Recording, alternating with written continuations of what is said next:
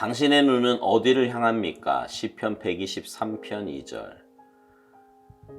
상전의 손을 바라보는 종들의 눈같이 여주인의 손을 바라보는 여종의 눈같이 우리의 눈이 여호와 우리 하나님을 바라보며 우리에게 은혜 베풀어 주시기를 기다리나이다.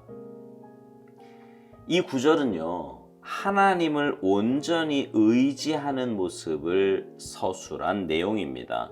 종의 눈이 주인에게 고정되어 있듯이 우리의 눈은 하나님을 향해 고정되어야 합니다. 그러면 주님의 얼굴을 알아보는 지식을 얻게 됩니다. 영적으로 쇠약해지는 현상은 우리가 우리의 눈을 들어 주를 보지 않을 때 시작됩니다. 영적 쇠약은 외부적인 어려움보다 잘못된 생각으로부터 시작됩니다. 평범하고 겸손한 사람으로 살았어야 하는데 너무 지나치게 신앙생활한 것 같아. 너무 높은 곳에 서서 하나님처럼 되려고 했던 것 같아. 그러나 신앙생활에 있어서는 아무리 많은 수고를 해도 지나칠 수 없다는 사실을 깨달아야 합니다. 예를 들어 위기를 만났을 때 당신은 주를 위해 일어섭니다. 성령께서 잘했다고 증거해 주십니다. 그러나 한 주가 지나고 몇 해가 지나면 당신은 서서히 이러한 잘못된 결론에 도달합니다. 그래, 결국 내가 너무 우쭐했었어. 너무 높은 곳에 서 있었어. 논리적으로 따지는 친구들이 와서 말합니다. 바보처럼 행동하지 마. 내가 영적 각성에 대해 말할 때 우리는 그것이 잠깐의 충동이었던 것을 잘 알고 있었지. 너는 계속적으로 그것을 유지할 수 없어. 하나님도 내가 그렇게 힘든 신앙생활 하는 것을 기대하지 않으실 거야. 당신은 말합니다. 그래, 내가 너무 많은 것을 기대했던 것 같아. 이렇게 말할 때 겸손하게 들릴 수 있으나 이 의미는 이제 더 이상 하나님을 의지하지 않고 세상 의견에 따르겠다는 뜻입니다. 당신의 위험은 더 이상 하나님을 의지하지 않게 되면서 당신의 눈이 주를 향하지 않게 된다는 점입니다. 하나님께서 당신을 갑자기 멈추게 하실 때에야 비로소 당신은 자신이 얼마나 영적으로 빗나갔는지를 깨닫게 될 것입니다. 영적 쇠약이 발생할 때마다 즉각 치유하십시오.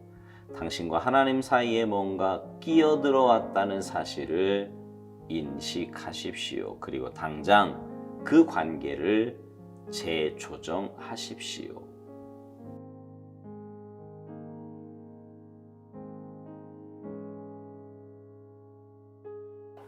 여러분은 신앙생활하면서 슬럼프에 빠져본 적 있으세요? 말씀도 읽기 싫고 기도도 하기 싫고 예배도 정말 억지로 끌려 나오듯이 그렇게 나온 적이 있으시냐 말입니다. 삶 속에서 그리스도인임을 막 밝히기도 싫고요.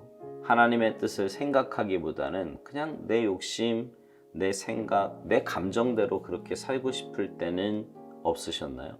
아마 신앙생활하면서 누구나 한 번쯤은 그런 경험이 있을 겁니다. 근데 여러분, 원인이 없는 결과는 없어요.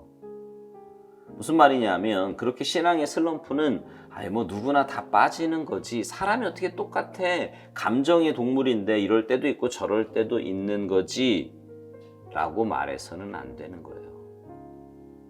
그렇게 되는 데에는 반드시 이유가 있는 겁니다. 오살동 목사님은 그 이유를 우리의 영적 시선에서 찾습니다. 영적 시선.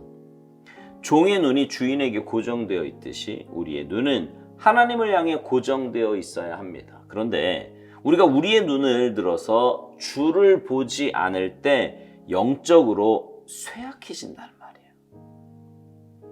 우리는 흔히 환경이 어려울 때 삶에 문제가 생긴다고 말합니다. 그러나 그렇지 않아요. 환경이 아무리 어려워도 얼마든지 믿음의 삶을 살고요. 삶에 문제가 있어도 얼마든지 신앙인답게 사는 사람들이 많이 있습니다. 우리 주변에도 보잖아요. 우리 교회도 그런 분들 얼마나 많이 계세요. 우리 성경에서도 그 예를 쉽게 찾아볼 수 있습니다. 모세는 40년 동안 광야에 있으면서도 하나님을 향한 믿음이 변치 않았어요. 나이 40부터 80까지면 어떻게 보면 가장 왕성하게 활동할 수 있는 그런 나이인데 그 기간을 고스란히 광야에서 보내면서도 말입니다. 다윗은 사울에게 쫓겨 10년 이상 도망을 다녀야 했음에도 오히려 하나님을 향한 신실함과 의지함이 더해갔습니다. 그때 그가 지은 시편들은 오늘 우리에게도 얼마나 큰 위로와 도전과 은혜를 주는지 모릅니다.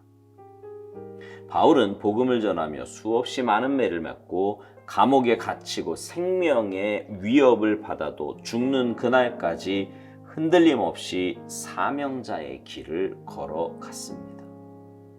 이처럼 믿음의 선진들이 끝까지 신앙의 길을 걸어갈 수 있었던 이유는 그들 모두가 늘 하나님을 바라보며 살았기 때문입니다. 그리고 우리도 그렇게 하나님을 바라보며 살아야 합니다.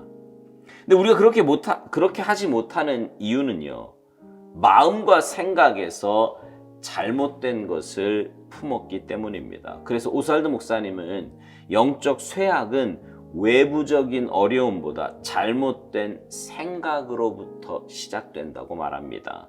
너무 열심히 신앙생활 했다고 생각한다는 거예요.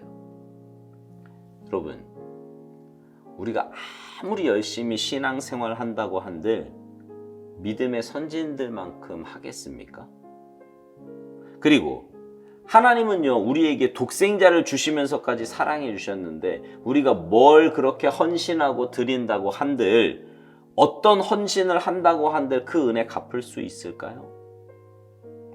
그러니 오스왈드 목사님 말대로 신앙생활에 있어서는 아무리 많은 수고를 해도 지나칠 수 없다는 사실을 깨달아야 합니다. 우리는 하나님의 은혜와 사랑을 그 무엇으로도 갚을 수 없다고 종종 말해요. 기도할 때도 그런 말 하잖아요. 그러나 내 이익이 개입되면, 내 이권이 개입되면, 내 시간, 물질, 에너지 등이 개입되면 말이 달라져요. 어떻게 신앙생활을 하며 살 수 있느냐는 거예요. 어떻게 신앙생활만, 그것만 하며 살 수 있냐고 이렇게 이야기합니다. 여러분, 이건 신앙생활이 뭔지 몰라도 한참 모르는 겁니다. 우리의 삶 자체가 신앙생활이에요. 우리의 삶 자체가. 그리고 우리 삶은 하나님 앞에서의 삶을 살아야 합니다. 그러니 내가 무슨 일을 하든 하나님 앞에서 하는 거고요. 하나님 뜻대로 하는 것입니다. 거기에 너무 많이 하고 적게 하고 이런 게 어디 있겠어요. 내가 할 수 있는 만큼, 내가 중심이 아니라 하나님이 중심이 되어서 하나님의 뜻에 맞게끔 최선을 다하면 되는 것입니다. 오스왈드 목사님 말대로 간혹 그런 말을 하는 사람들이 있어요. 하나님도 너가 그렇게 힘든 신앙생활을 하는 걸 기대하지 않으실 거다. 그런 말을 들으면 내가 정말 그렇게 무리해서 신앙생활을 하는 것처럼 생각이 들기도 합니다. 막 거룩하려고 하고 하나님 뜻대로 너무 노력을 내가 했다는 거예요. 그러나 아닙니다. 몰라서 하는 소리예요, 그거. 주님은 죽기까지 충성하라고 하셨지. 또 날마다가 뭐예요? 주님 앞에서는 그날까지예요. 그날까지 주님 닮아가고 거룩하라고 하셨지, 내 형편 따라 해라 이렇게 하지 않으셨어요. 그리고 내가 내 형편을 살피기 시작하는 것은 뭔가 영적으로 병이 들었다는 말입니다. 물불 가리지 않고 하나님을 위해 살 때가 좋을 때지, 다른 것에 눈이 돌아가면 뭔가 이상이 생기기 시작한 거예요. 문제는 그렇게 되면 오스왈드 목사님 말대로 하나님을 더 이상 의지하지 않게 된다는 것이고요. 당신의 눈이 주를 향하지 않게 된다는 것입니다. 하나님께서 당신을 갑자기 멈추게 하실 때에야 비로소 자신이 얼마나 영적으로 빗나갔는가를 깨닫게 될 거라는 거지요. 사랑하는 성도 여러분, 우리는 날마다 하나님과의 관계를 점검하며 살아야 합니다. 만약 다른 어떤 것으로 인해서 그것이 사람의 말이든 삶의 조건이든 어떤 것이든 그것으로 인해서 하나님과의 관계가 소원해졌다면 얼른 돌이키시기 바랍니다. 그리고 바울처럼 날마다 주님의 그 사랑에 감격하여 믿음의 삶을 사시기 바랍니다. 그래서 주님 앞에 서는 날 잘했다 칭찬받는 여러분 모두가 되시기를 주님의 이름으로 축복합니다. 아멘.